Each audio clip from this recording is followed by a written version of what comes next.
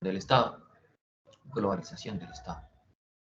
El Estado moderno o contemporáneo, como forma parte de una organización social, debe reunir un territorio, una población, unos poderes públicos y unas autoridades públicas.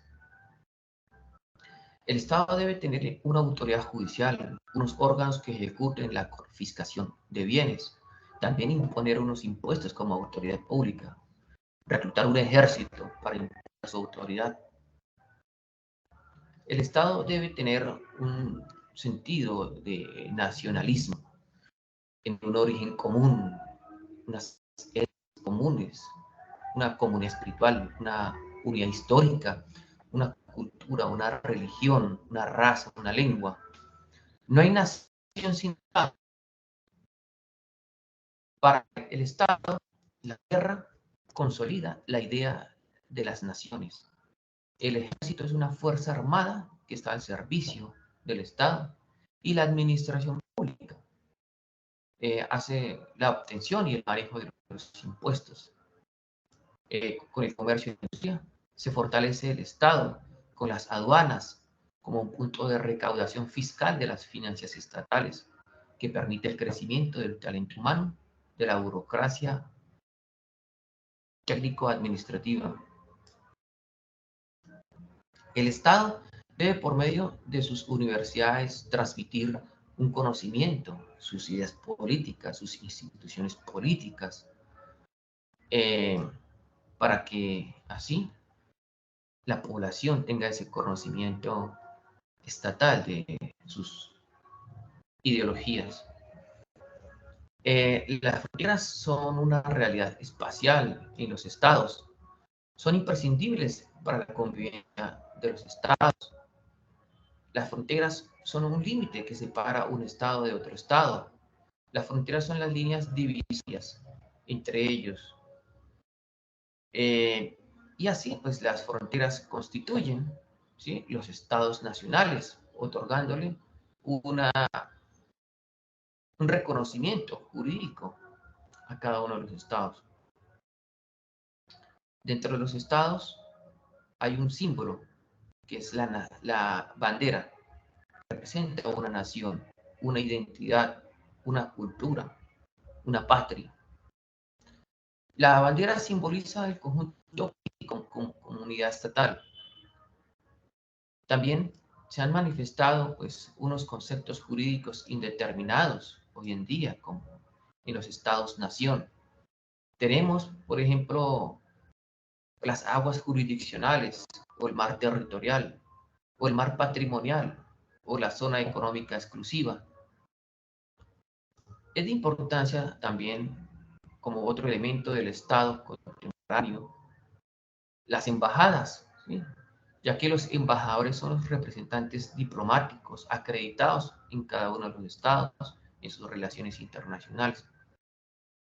Las funciones económicas del Estado Nacional son el mercantilismo, la intervención del Estado en la economía, la libertad del comercio y el proteccionismo. Así, con el mercantilismo, como unidad económica, representa a la nación por su comercio. En la intervención del Estado en la economía, vemos que el Estado monopoliza el comercio con los impuestos que deben ser pagados por cada uno de los comerciantes y por el intercambio de mercancías entre los estados. También es de resaltar, ¿sí?, que con base en la lectura que se le da, ¿sí?, al Estado-nación en la actualidad, podemos tener presente unos desafíos de la globalidad o de la globalización que se presentan, ya que debemos pensar, ¿sí?, en una contextualización espacial, temporal y circunstancial, de modo, tiempo y lugar.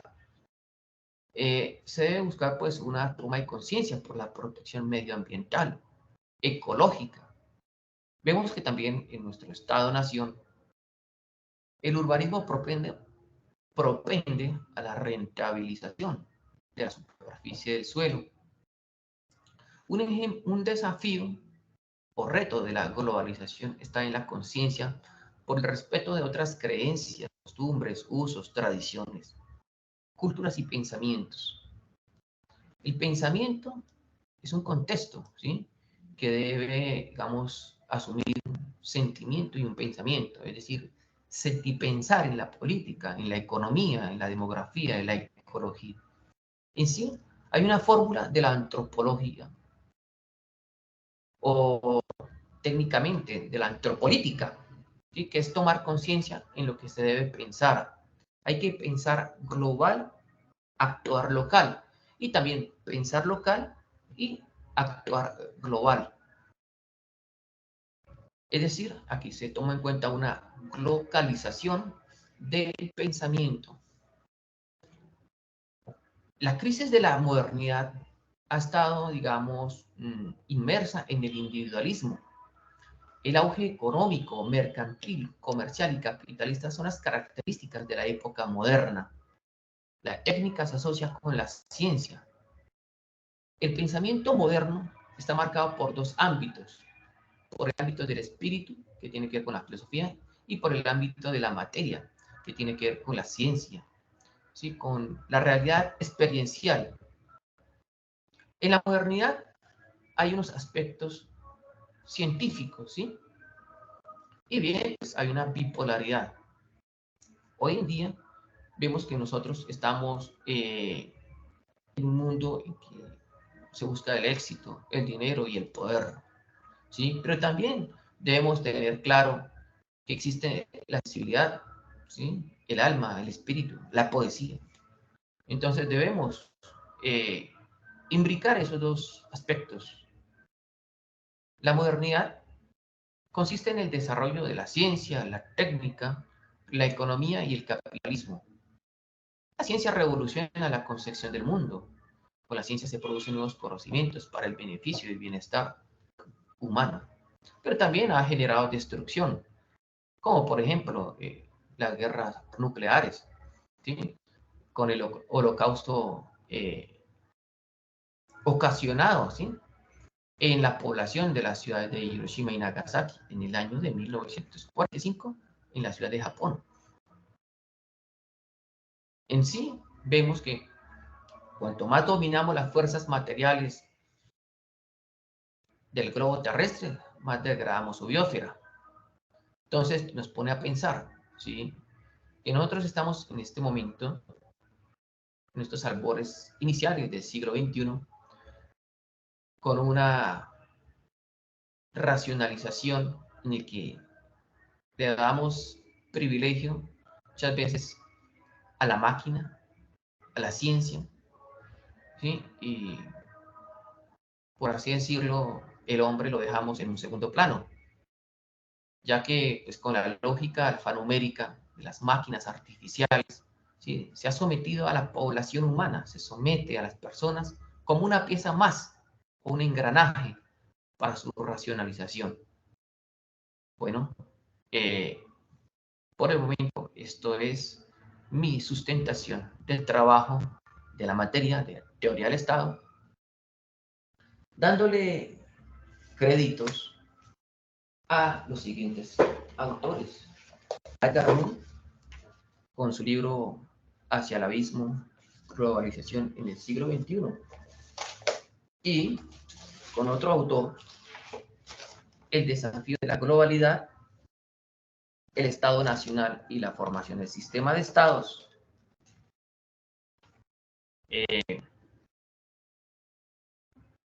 Bien, entonces, por este momento, por hoy, dejamos así. Luego estaremos en en un próximo evento. Muy amable, gracias.